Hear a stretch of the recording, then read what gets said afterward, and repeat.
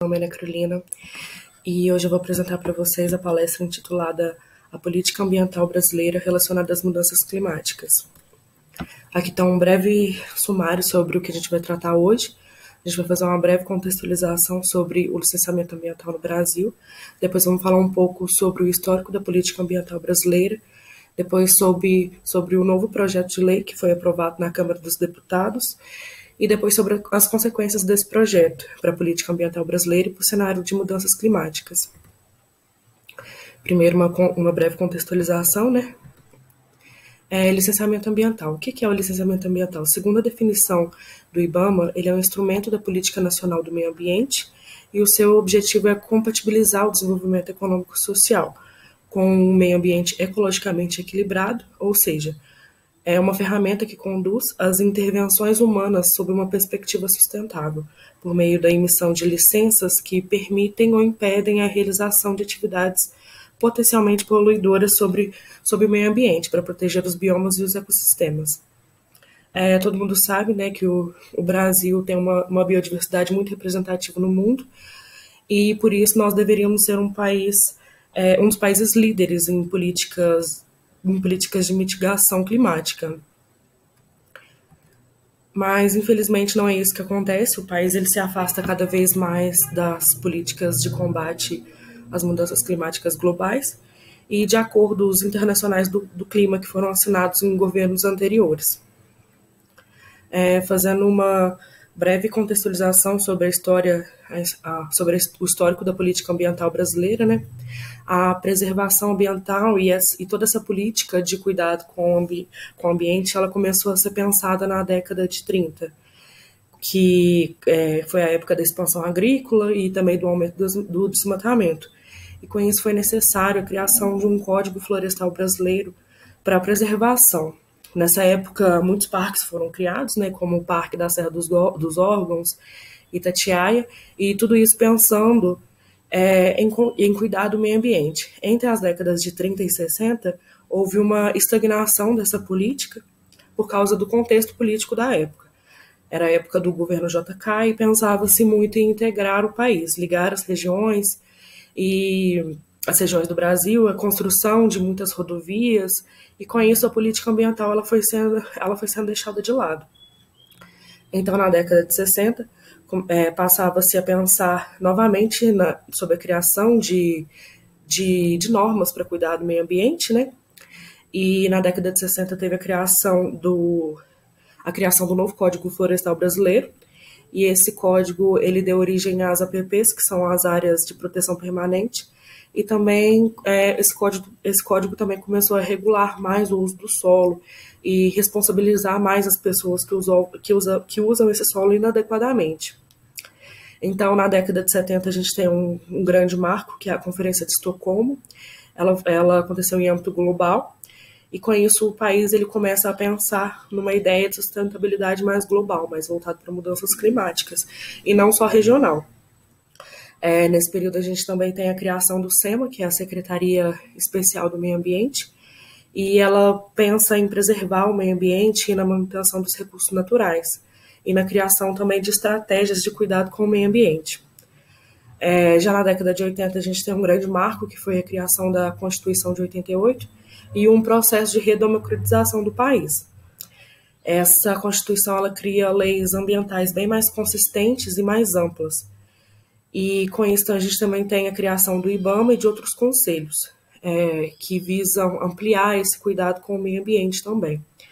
A partir de 2010, nós temos um retrocesso se compararmos com as décadas anteriores, que em 2010 a gente tem a criação do novo Código Florestal, e nele temos uma redução no número de APPs, que são as áreas de proteção permanente. A partir disso, começa-se a ser discutido a nova lei do licenciamento ambiental, que é a PL 3729. Esse projeto de lei está sendo discutido na Câmara desde 2004, ou seja, tem 17 anos que ele está sendo discutido, e agora ela foi aprovada na Câmara dos Deputados. Esse projeto ele surgiu com a justificativa de facilitar o desenvolvimento econômico e diminuir a burocracia.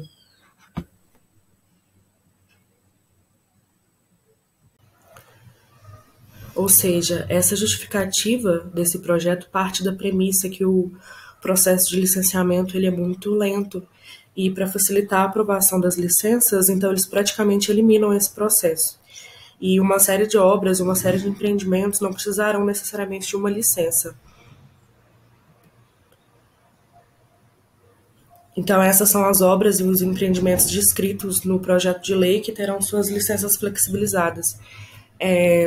Dentre elas, a gente tem obras do Serviço Público de Distribuição de Energia, usinas de triagem de resíduos sólidos, sistemas de estação de tratamento de água e esgoto sanitário, pecuária extensiva e semi-intensiva, pecuária intensiva de pequeno porte, pesquisa na natureza agropecuária e outras.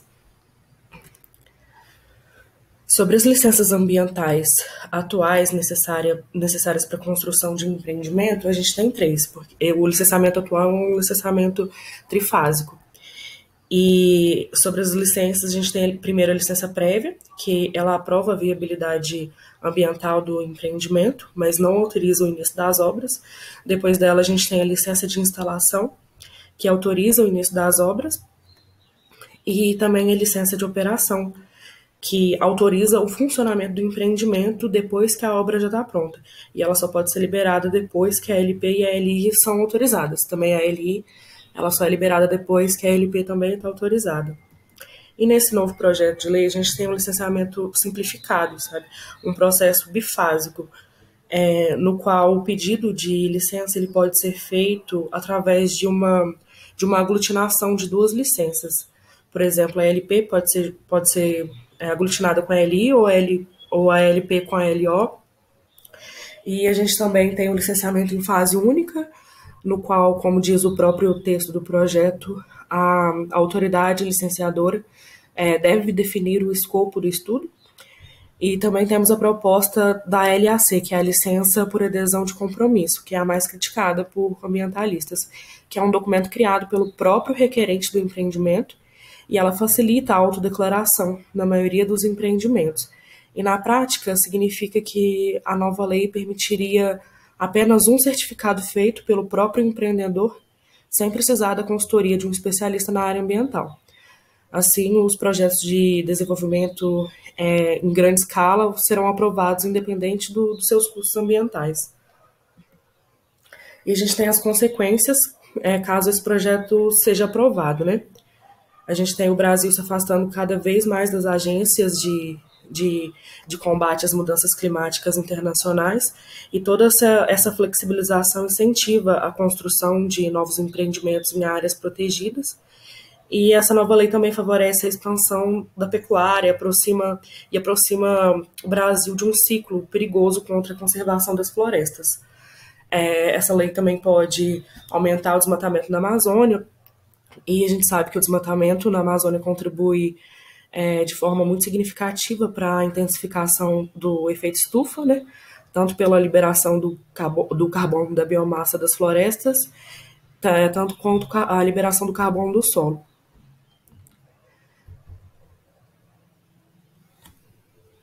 E do solo das florestas são as principais fontes de emissão de gases do efeito estufa do Brasil. Por isso que a conservação florestal é tão importante. Isso também causa um prejuízo na imagem internacional do Brasil, visto que ele se afasta cada vez mais de projetos e de agendas contra mudanças climáticas, e também enfraquece a participação popular nesse tipo de tomada de decisões. Esse é um artigo muito interessante que compara esse projeto de lei 3729 com os Objetivos do Desenvolvimento Sustentável. Esses Objetivos do Desenvolvimento Sustentável são chamados de ODS, e são uma série de iniciativas, um apelo global proposto pela ONU que visa acabar com a pobreza, proteger o meio ambiente e o clima, garantir que as pessoas em todos os lugares possam desfrutar da paz e da prosperidade. Então, esse artigo ele analisa o modelo de licenciamento ambiental atual no Brasil e o projeto de lei 3729 e faz uma comparação desses dois com esses ODS. Esses são os Objetivos de Desenvolvimento Sustentável, né? E esse artigo ele faz uma análise descritiva, uma pesquisa bibliográfica bem densa, e como um dos principais resultados eles tiveram que esse projeto, essa PL 3729, apresentou 6 divergências com a agenda de 2030. Ou seja, caso essa legislação seja aprovada, é possível que 6 desses objetivos aqui sejam prejudicados por conta da própria legislação, o que não acontece com a legislação atual.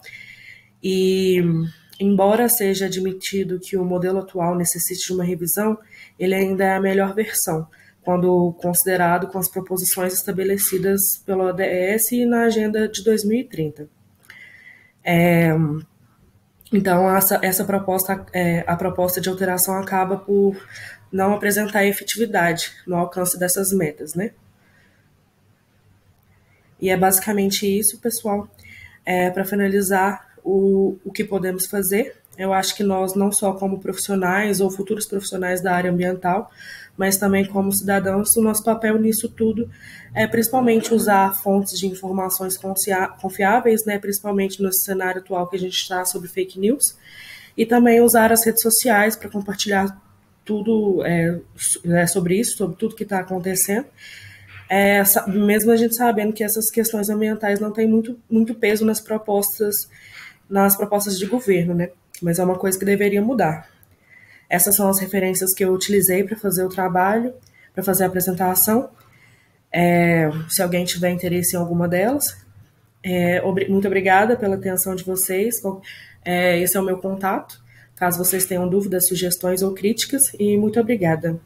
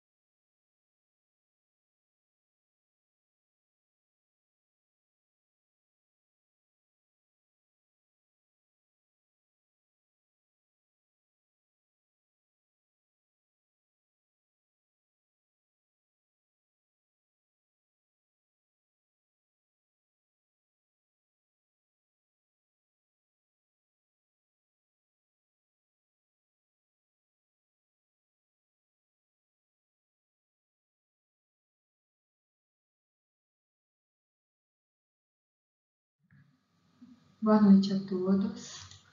Meu nome é Camila, eu sou doutoranda do Programa de Ecologia Aplicada e, dando continuidade às apresentações do Ecofórum, eu vou apresentar para vocês agora o tema Impacto das Mudanças Climáticas em Peixes de Água Doce. As mudanças climáticas previstas para as próximas décadas, elas podem acentuar ainda mais a perda de biodiversidade atual, já que elas ocorrem em todos os níveis de organização, desde organismos até mesmo nos ecossistemas. Em resposta, as espécies elas alteram o seu padrão de distribuição de acordo com seus requerimentos térmicos de habitat. Então, as espécies elas podem expandir ou contrair suas áreas de distribuição até que alcancem uma situação de equilíbrio. A partir desse rearranjo, é esperado que exista uma mudança na composição das assembleias que podem afetar a dinâmica das comunidades, a manutenção da biodiversidade e o funcionamento dos ecossistemas. As restrições de dispersão, elas podem constituir um fator complicador frente às mudanças climáticas para as espécies que não podem se deslocar livremente, como é o caso da maior parte dos organismos de água doce. Então, para os peixes, um fator de relevância para sua distribuição é a estrutura fluvial e geografia das bacias hidrográficas, que pode restringir essa dispersão entre os corpos de água em uma resposta às mudanças ambientais. Um exemplo disso são as barragens, né, como barragens hidrelétricas, que acabam sendo um fator de limitação para a dispersão das espécies, principalmente migradores reprodutivos, mas que no caso das mudanças climáticas pode ser um fator limitante para todas as espécies que precisam buscar condições adequadas. Vamos dar uma olhada então agora nas ameaças mais proeminentes em relação aos peixes de água doce. Bom, um dos principais efeitos diretos das mudanças climáticas são as alterações na temperatura do ar e nas precipitações. Os ambientes de água doce, eles são drasticamente afetados porque os aumentos na temperatura e mudanças no regime de precipitação, eles afetam a dinâmica das inundações, a temperatura da água e, consequentemente, a qualidade da água também. Por exemplo, nesse estudo aqui na bacia do Rio Navarro, na Califórnia, em 2016, esses dois autores encontraram que quando a temperatura do ar aumentava em 3,5 graus, a temperatura do rio também aumentou cerca de 1,5 a 2,3 graus Celsius. Especificamente, a temperatura do rio, ela vai determinar o metabolismo dos peixes, alimentação, taxa de crescimento, além de outros fatores como disponibilidade de presas e interações competitivas. Um local que pode ser extremamente impactado com as mudanças climáticas é o sistema do Rio Amazonas. Ele é um sistema habitado por 20% das espécies de peixe de água doce do mundo e eles vivem em um ambiente extremamente desafiador, que é caracterizado por uma alta temperatura, mas é estável, mas que tem períodos diários e sazonais de baixo oxigênio, a hipóxia. E o oxigênio é essencial, né, para a vida dos peixes. Prevê-se que essas mudanças climáticas elas vão agravar essas condições que já são extremas na bacia amazônica, e o aumento da temperatura regional previsto, ele também vai estar associado a uma diminuição da solubilidade do oxigênio, um aumento na demanda biológica de oxigênio e episódios mais frequentes e graves de hipóxia, que podem causar morte de peixe.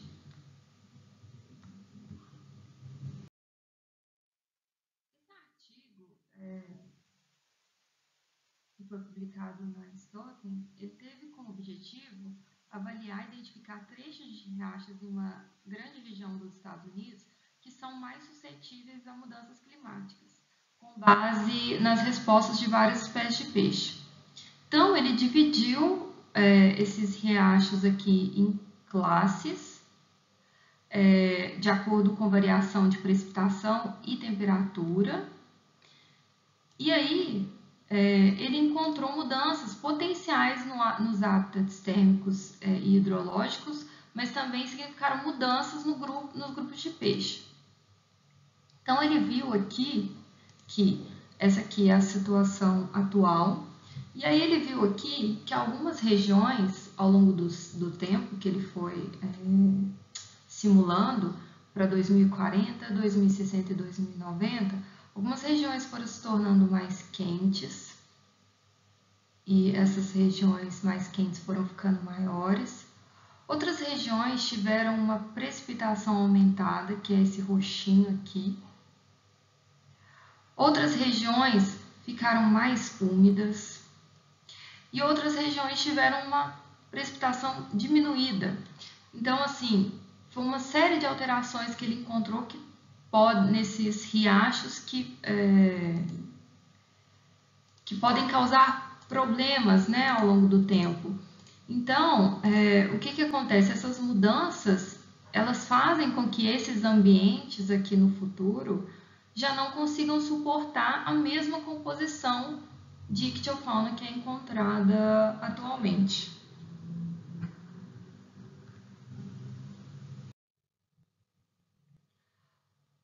O aquecimento climático futuro ele também vai facilitar as invasões de espécies em vários estágios, desde a introdução até o estabelecimento. Por exemplo, ambientes de água fria, eles atuam como filtros que impedem o estabelecimento de peixes não nativos. No futuro, com o aquecimento global, o aumento das temperaturas vai diminuir esse fluxo de água, esse filtro, né, de água fria, e vai aumentar a oportunidade de estabelecimento de espécies exóticas invasoras em regiões que eram anteriormente inadequadas. Já as espécies nativas, elas podem ser inibidas por esse aquecimento do clima, tornando os ecossistemas aquáticos mais vulneráveis às invasões. Outro efeito da mudança climática é a diminuição na pesca de espécies de valor econômico, porque a composição de espécies ela vai se alterando, né? As abundâncias de algumas espécies chaves vai diminuindo, vai alterando toda aquela composição e, consequentemente, isso também vai ter um reflexo na pesca, né? Que vai diminuir. E existem vários outros efeitos das mudanças climáticas que, se a gente for listando aqui, acaba que a gente não termina essa apresentação hoje. Mas somente, infelizmente, só efeitos negativos. Alguns efeitos também na distribuição de espécies, como esse artigo aqui mostra, do Salminus brasilensis, que é um dourado, e é uma espécie chave para o Rio La Plata. Ele mostrou a influência dessas mudanças climáticas para essa espécie, e aqui ele criou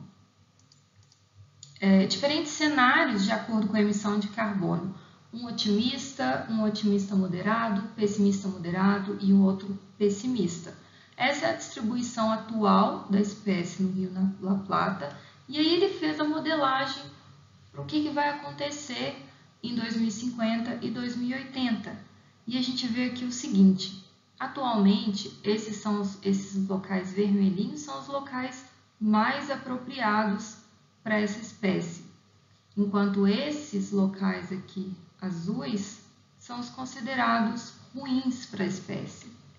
E o que a gente vê é que até num cenário mais otimista aqui de emissão de carbono, olha como essa área onde essa espécie não consegue prevalecer, essa área aumenta aqui, tanto para 2050 quanto para 2080. E quando a gente vai para um cenário mais pessimista, em 2080, essa área que é adequada para a espécie, ela praticamente não existe, ela fica bem pequena aqui. Então, a gente vê que as mudanças climáticas têm graves danos à distribuição de salminos brasileiros na bacia do Rio La Plata.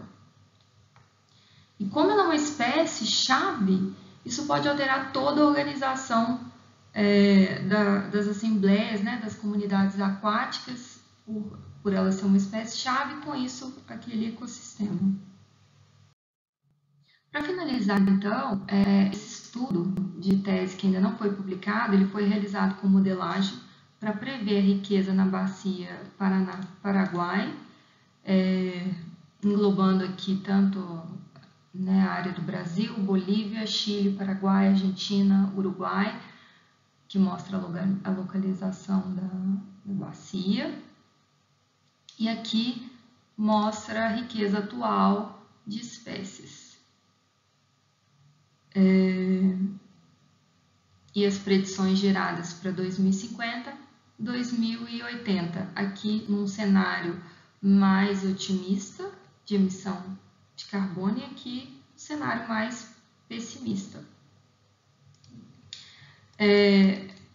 O que a gente vê então é que a riqueza de espécies ela vai diminuindo, né, conforme as mudanças climáticas avançam, e esse resultado é muito alarmante porque ele mostra uma drástica perda de espécies em importantes centros de diversidade de peixes, como é o Alto Paraguai e o Pantanal. Então, vão ter algumas mudanças de questão de margem, que no futuro os tributários da margem direita, eles não vão mais abrigar a maior diversidade de espécies, mas sim os da margem esquerda, que vão funcionar como refúgios climáticos, mas são áreas muito pequenas, né, frente à área que existia antes. Como conclusão, então, a gente conseguiu ver que as mudanças climáticas elas podem resultar em grandes impactos aos peixes de água doce e haverá uma redução acentuada, né, de adequabilidade de áreas de distribuição das espécies de várias bacias hidrográficas no mundo. Isso, consequentemente, ocasionará alterações na composição de espécies das comunidades e a perda de algumas espécies, o que, consequentemente, provocará alterações de todo o ecossistema. Nesse contexto, esses estudos de predições sobre cenários climáticos futuros, elas podem ajudar na identificação de áreas importantes para poder se criar áreas de proteção, né, de corredores de dispersão de espécies ou áreas de refúgio climático para essas espécies. Essas foram as referências bibliográficas utilizadas. Caso vocês queiram, né, alguma referência, ou que eu mande todas as referências, tá aí o meu contato, ou se quiserem também tirar qualquer dúvida, me enviar e-mail, tá aí o meu contato. E agora eu vou abrir o espaço para as dúvidas, críticas e sugestões. E é isso. Obrigada e boa noite a todos.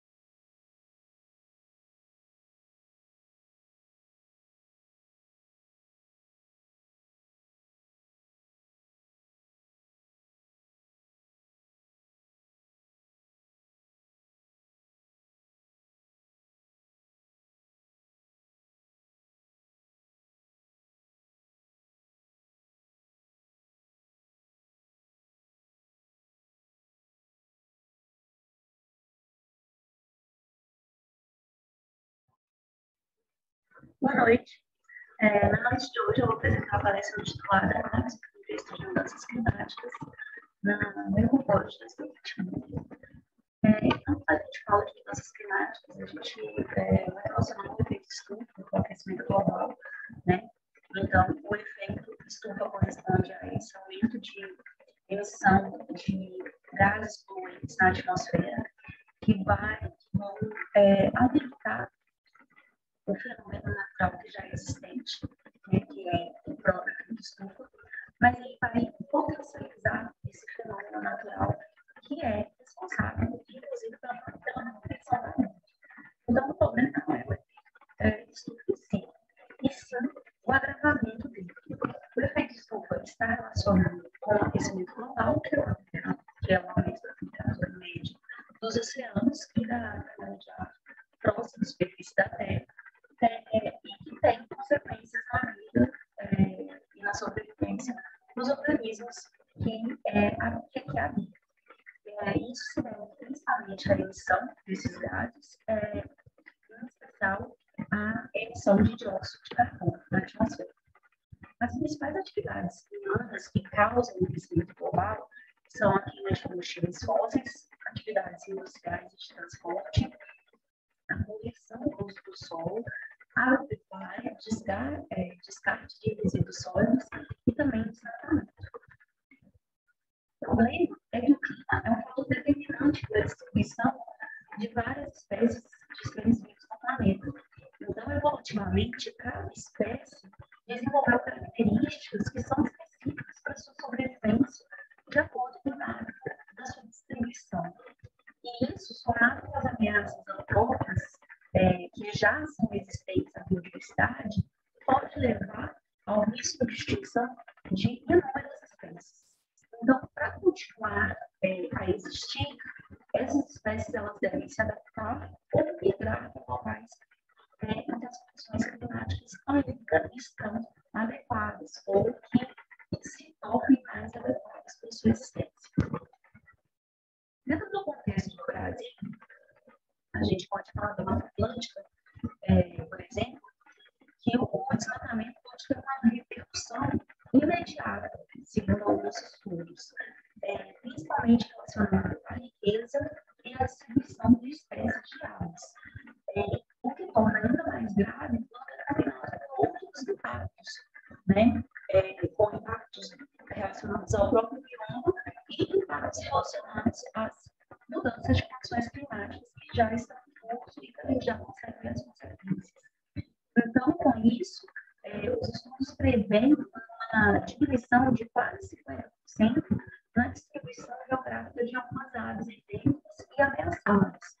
Então, como exemplo, a gente pode falar de uma espécie que é a jacu da barriga castanha, Penélope ocrogaster, que terá redução prevista de 80% na sua distribuição geográfica, e também para a busca das costas cinzentas, que é o colistíbulos superciliares, que deve ter uma diminuição da sua distribuição entre 22 a 75% do seu território.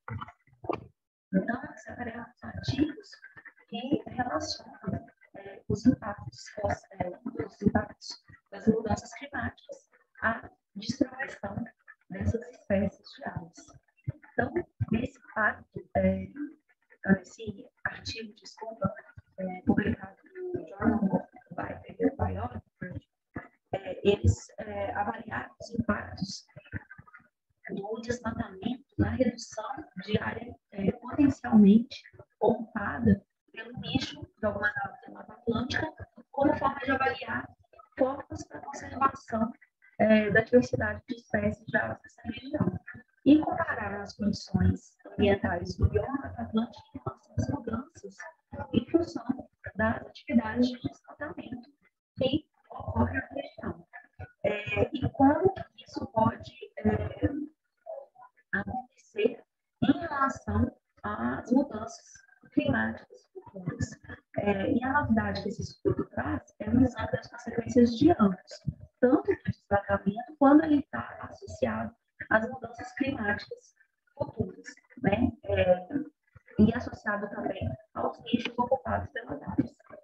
Então, eles separaram algumas espécies da família Scantingidae e Pitridae, que são restritas aos trópicos do mundo.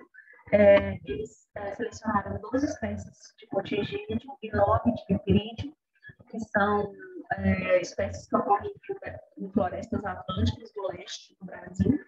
Essas duas famílias, elas são famílias ocorrentes normalmente em lentes florestais, e dentro dessas 21 espécies, 9 já eram consideradas, na época de publicação desse artigo, ameaçadas globalmente de extinção pela IUCN.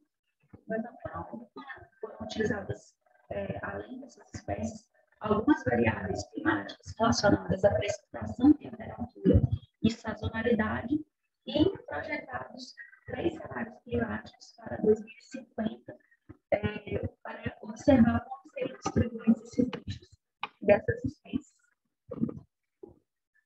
Então, aí foram realizados modelos de distribuição dessas espécies e mapas de distribuição históricas dessas espécies, para estimar o impacto relativo das mudanças climáticas e condições ambientais nesse bioma. Se usaram as estatísticas de similaridade e de PCA para comparar também como os ambientes mudaram em resposta ao desmatamento e como eles poderiam mudar com base nos modelos de alterações climáticas para 2050. E, como resultado, eles chegaram à conclusão que os organismos da Mata Atlântica podem esperar mudanças climáticas muito significativas no futuro. Isso tanto que não ocorram mudanças de cobertura florestal nas próximas décadas, as condições ambientais em remanescentes florestais em 2050 se tornaram mais quentes e menos sazonais em relação às temperaturas. E o clima nos remanescentes florestais, quando comparado à Mata Atlântica original, também será menos sazonal em relação à precipitação. Em grande parte devido ao aumento da precipitação durante o trimestre mais seco do ano. E esse último resultado reflete um diferencial que já é observado nos remanescentes florestais dos dias de hoje. Então, esses resultados já estão sendo observados. Então, apesar de não serem, nesse artigo, não ter sido projetados modelos de distribuição de espécies para climas futuros, eles já conseguem observar e projetar mudanças significativas nos ambientes florestais, que incluem novos ambientes que serão mais quentes e menos sazonais. E essa área é um hotspot de biodiversidade, né? Esse bioma é um hotspot de biodiversidade que pode declinar ainda mais, a não ser que essas espécies tenham plasticidade e sejam capazes de se adaptar às novas condições, ou que algum esforço seja feito e efetivamente relacionado à restauração desse ecossistema e as alterações climáticas. Nesse outro artigo, publicado na Spatial Biology, foram avaliados os impactos potenciais do clima previsto nas mudanças e na distribuição para a conservação de 26 espécies endêmicas do Cerrado que possuem ampla distribuição. Eles examinaram as distribuições geográficas futuras previstas à luz do uso atual e projetado da Terra. Também no desenvolvimento, as taxas de distribuição de reserva, de modo a fornecer um suporte para o planejamento de ações de conservação. E com a premissa de que a constância temporal bioclimática de cada espécie, que se tenha isso, mas que embora se saiba que algumas espécies podem ser capazes de se adaptar a novas condições climáticas. Então, as predições médias dos modelos de circulação geral que foram feitas pelo IPCC em 2007 projetaram já um aumento de temperatura de 3,5 graus e um pequeno aumento da precipitação de 2% em toda a América do Sul, no período de 2060 a 1990, desculpa, 1960 a 1990, no período de 2080 a 1999. E o estudo também previu que as aves que têm a distribuição atual, cerca de metade dos panaguins que são representados pela família dos incríveis vão diminuir 80% na sua diversidade de aves do cerrado e podem se tornar ainda mais ameaçadas. Então, entre as aves do cerrado, 30 das 856 espécies listadas para o mundo são endêmicas. Então, essas alterações podem ser ainda mais críticas para essas espécies endêmicas. Então, essas modelagens climáticas foram feitas da seguinte forma: foram selecionadas 26 espécies de aves endêmicas do cerrado, foram utilizadas variáveis ambientais também relacionadas à temperatura, precipitação e a questão da sazonalidade, e relacionadas também com a região do cerrado em si, né? Então, para o cerrado, as variações de temperatura da temperatura média anual deverá mudar em torno de 3,3 graus e a precipitação deve permanecer quase a mesma ao longo dos próximos 100 anos, de acordo com as previsões médias. Então, dentre as espécies selecionadas, a gente tem aqui as listas, eles separaram em 3 grupos de ambientes, né? As espécies mais campestres, de sabão e as espécies florestais, e projetaram em 3 espaços de tempo, 3 intervalos de tempo, de 2011 a 2030, de 2046 a 2065, de 2080 a 2099. E chegaram à conclusão que a temperatura foi a variável mais importante dentro desses modelos preditivos do que a precipitação em si. A maior perda potencial na distribuição das espécies e a sua dispersão prevista para ocorrer em pastagens e nas espécies dependentes florestais, todos esses intervalos de tempo. E ainda é muito preocupante que 6 das 26 espécies podem sofrer uma diminuição acerca da sua distribuição até 2030. E, além disso, 6 dessas 26 espécies já são classificadas como vulneráveis, tanto pelo IBAMA quanto pela IUCN, e ainda não diminuir sua distribuição ainda mais de 37% a 80% até 2099. Então, como medidas de conservação, eles indicam que devem ser realizadas ações, principalmente para os dependentes florestais, porque as respostas às mudanças climáticas diferiram, né, entre os ambientes, e as espécies das áreas campestres e as dependentes florestais terão um futuro pior nesses cenários, porque esses tipos de hábitos, os hábitos naturais, esses tipos de ambientes são menos comuns, e esses 3 tipos de vegetação, o tipo de vegetação savana, né, cerrado, mesmo, é o único tipo que atualmente pode expandir fácil e rapidamente para as áreas perturbadas. Então, eles sugerem que tenha atenção especial e que para esses ambientes, que essa atenção especial ocorra de forma breve, já que essas diminuições de distribuição já vão ser sentidas antes de 2030. E as medidas de conservação elas devem ser voltadas para o ambiente, não para uma espécie só, sendo o ambiente utilizado como guarda-chuva. E aí, no último artigo que eu trouxe nessa noite, ele vai falar sobre uma espécie específica, que é o Polisticus superciliaris, que vive em um ambiente restrito, né, que são as bocas de morro do leste do Brasil, como que essas mudanças climáticas podem afetar uma espécie endêmica. Então, essas mudanças climáticas, elas têm mudanças, elas levam a mudanças na distribuição de espécies, e essas espécies que são endêmicas e já têm distribuição restrita ainda sofrem mais, podendo ser extintas regionalmente e assim, extintas de forma geral.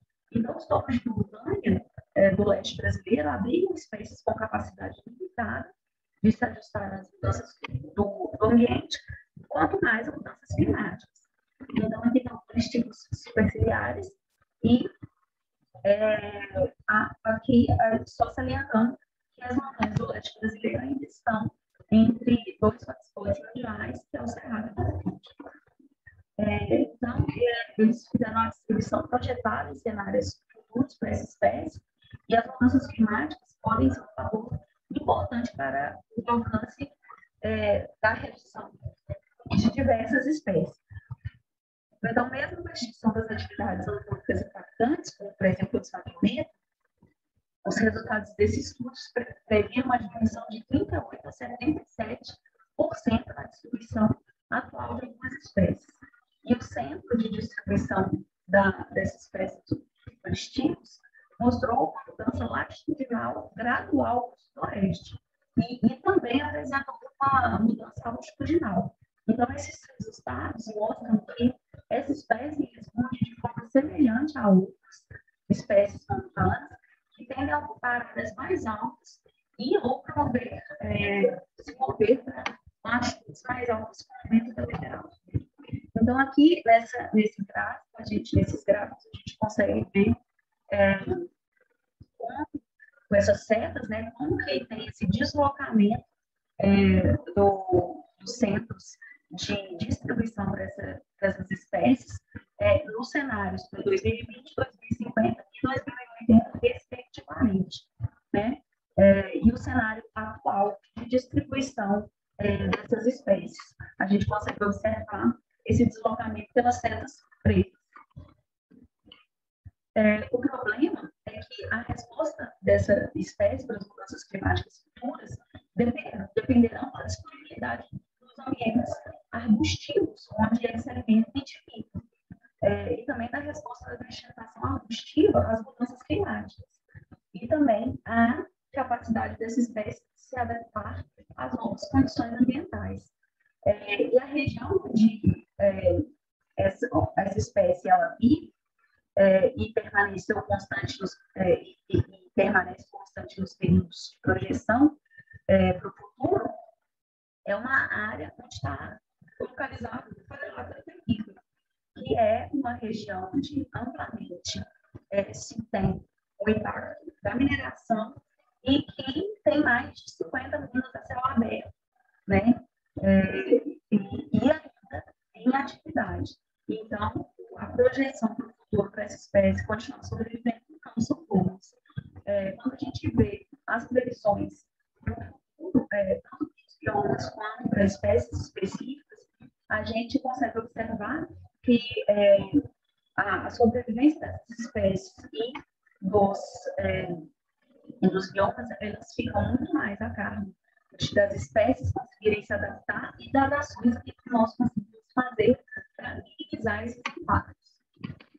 Obrigada. Boa noite.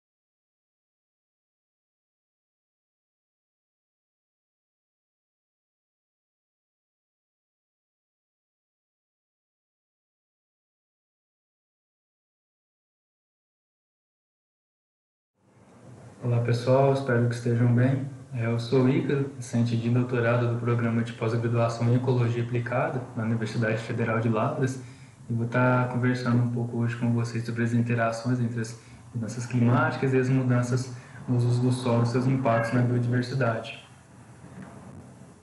As mudanças climáticas, elas afetam a biodiversidade. É amplamente discutido e notificado os impactos negativos, as predições de impactos negativos do aumento da temperatura na Terra sobre a biodiversidade.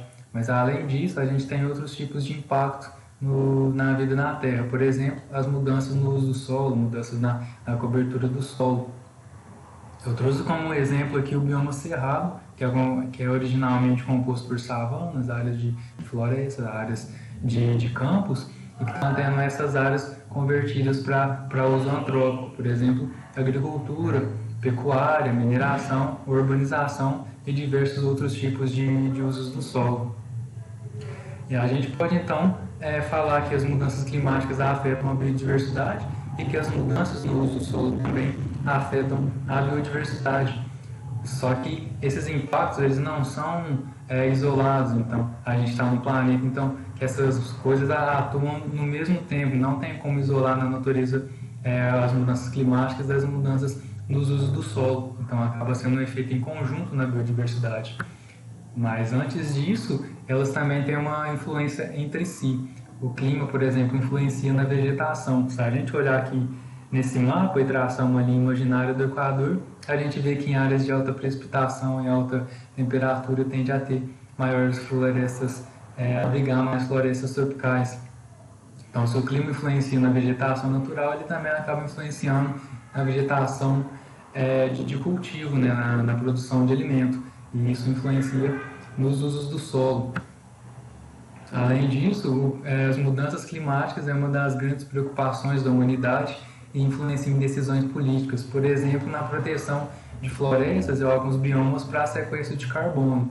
Nesse caso, mudanças climáticas também influenciando nas mudanças do uso do solo, mas o oposto também ocorre, que quando você converte uma área florestal, por exemplo, para uma área de pastagem e ainda queima essa área liberando o carbono, você acaba influenciando no agravamento do aquecimento global e nas mudanças climáticas. E a gente tem também o efeito da interação entre os dois, né? O efeito das mudanças climáticas e mudanças do uso do solo agindo na biodiversidade. Como exemplo aqui, vamos considerar que essa área é uma imagem de satélite, né, vista de cima, e era originalmente composta somente por floresta, mas que ao longo do tempo foi ocorrendo conversões no uso do solo. Então essa área de verde mais escuro seria a área de floresta, e o que aconteceu aqui foi fragmentação. E com essa fragmentação acaba ocorrendo isolamento de populações, diminuição de tamanho populacional. E isso você deixa as populações mais vulneráveis. E num contexto de mudanças climáticas, que essas espécies já estariam em riscos devido às mudanças climáticas, você aumenta o risco aqui porque são populações cada vez menores. Então é um efeito em conjunto do aquecimento global, das mudanças climáticas, com as mudanças nos usos do solo. E será que a biodiversidade ela responde da mesma forma a esse conjunto de efeitos que existem? Considerando que a biodiversidade são a diversidade da vida, né, diferentes espécies, diferentes material genético, diferentes interações, funções ecossistêmicas, não tem como a gente falar que tudo isso vai responder de forma igual. Por exemplo, aqui eu trago um estudo que avaliou a interação entre mudanças climáticas e mudanças nos usos do solo para a borboleta, que é um grupo aparentado, né? São duas borboletas.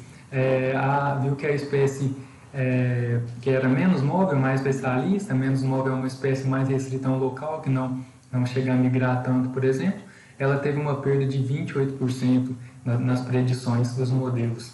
Já a espécie mais móvel, mais generalista, teve um ganho de 24% de ocorrência nesses modelos, ou seja, a espécie especialista ela acaba sofrendo mais efeitos negativos, enquanto a espécie generalista até sofreu efeitos positivos com esses dois impactos antrópicos. Mas em relação às mudanças do uso do solo e mudanças climáticas, a gente pode ter três respostas, que é a resposta aditiva, que é basicamente quando você soma um efeito no outro, mas a gente pode ter também respostas sinergéticas, que é quando a interação entre mudanças no uso do solo e mudanças climáticas gera um efeito maior do que o esperado, e um efeito antagonístico, que é quando as mudanças no uso do solo e mudanças climáticas interagem, o efeito é menor do que o esperado. E o que a gente sabe, né, desse tanto de efeito, dessas diferentes respostas, em relação aos estudos, é que a maior parte dos estudos avaliam somente as mudanças climáticas isoladamente, e uma pequena parte dos estudos avaliam as predições para o uso do solo isoladamente e predições de uso do solo com mudanças climáticas. Isso gera diversas lacunas do conhecimento que a gente ainda precisa preencher, coisas que a gente ainda não sabe sobre a interação entre mudanças no uso do solo e mudanças climáticas. Mas o que a gente sabe a respeito disso? Primeiro, em relação aos efeitos isolados, a gente tem que, de uma forma geral, os usos do solo é o principal impacto na biodiversidade do planeta Terra, seguido pelas mudanças climáticas. Mas só que isso depende muito de ambiente para ambiente. Por exemplo, no Ártico, o efeito principal são das mudanças climáticas, né? Até tem bastante reportagens falando, por exemplo, das mudanças climáticas, aquecimento global e do impacto dele nas geleiras. Já em relação à região mais tropical, mais quente, que tem a região mais de floresta, por exemplo, você tem um grande impacto dos usos do solo, né? O principal impacto nessas áreas é dos usos do solo. Aqui, por exemplo, a gente está trazendo um impacto de uma floresta sendo convertida e ainda tem o efeito da queimada. Em relação à interação entre essas duas variáveis, primeiro que quando a gente traça um modelo preditivo de áreas vulneráveis sem considerar essa interação, a chance de erro é de 15 a 32% de áreas vulneráveis. Então, é importante sempre considerar as duas variáveis em conjunto para a gente traçar essas áreas vulneráveis para a preservação da biodiversidade. E como área vulnerável aqui, eu trouxe, por exemplo, dois hotspots da biodiversidade. O primeiro, Maputaland, que fica em Moçambique, que fica na África do Sul, de acordo com as predições de uso do solo associado a mudanças climáticas, é o hotspot da biodiversidade mais ameaçado. O hotspot da biodiversidade, só relembramos, são áreas que têm grande biodiversidade e, ao mesmo tempo, têm um grande impacto antrópico, uma grande ameaça. Já que no Brasil a gente tem o bioma cerrado sendo o hotspot mais ameaçado de acordo com as mudanças climáticas e as mudanças nos usos do solo. E a gente tem também que as mudanças no uso do solo, a cobertura do solo, ela tem seu efeito agravado em locais de alta temperatura e baixa precipitação. E nesses locais de alta temperatura e baixa precipitação, quando você ainda tem a mudança do uso do solo, as espécies dificilmente vão conseguir se adaptar, vão conseguir sobreviver nesses locais. Pelo menos a maioria das espécies, né? Visto que as espécies existem diferenças entre si. É notado que a maioria dos grupos tem efeitos negativos, mas como a gente viu, dependendo de espécie para espécie, de organismos para organismos, alguns podem ser beneficiados e outros desfavorecidos. Por exemplo, as espécies mais especialistas tendem a sofrer mais impactos negativos, enquanto as espécies generalistas podem até sofrer impactos positivos. E como perspectivas futuras, em relação à interação entre o uso do solo e mudanças climáticas, a gente tem que é sempre interessante considerar a interação entre essas duas variáveis nos modelos de predição, né? Então, considerar tanto as mudanças climáticas quanto as mudanças no uso do solo na predição de impactos na biodiversidade e, se possível, considerar outros fatores também, por exemplo, espécies invasoras ou poluição, alguns outros fatores. E é sempre necessário também destacar a particularidade de cada grupo, né? A biodiversidade é uma coisa muito ampla, então dificilmente dá para jogar tudo no mesmo bolo. E quanto mais variável o grupo, mais conjunto de espécies generalistas e especialistas naquele grupo, mais difícil a gente vai conseguir predizer alguma coisa. E também na parte mais prática é destacar medidas de proteção da biodiversidade de acordo com essas predições, né? Então, fazer de acordo com essas predições áreas protegidas nos biomas e nos hotspots que são para ser mais vulneráveis, e também destacar algumas outras atividades como controle de caça, de tráfico de animais, entre outras questões. Bem, essas foram as referências que eu utilizei. Muito obrigado pela atenção. Vou deixar meu e-mail aí para quem quiser entrar em contato. Agradeço a UFLA e agradeço ao Ecofórum pela oportunidade.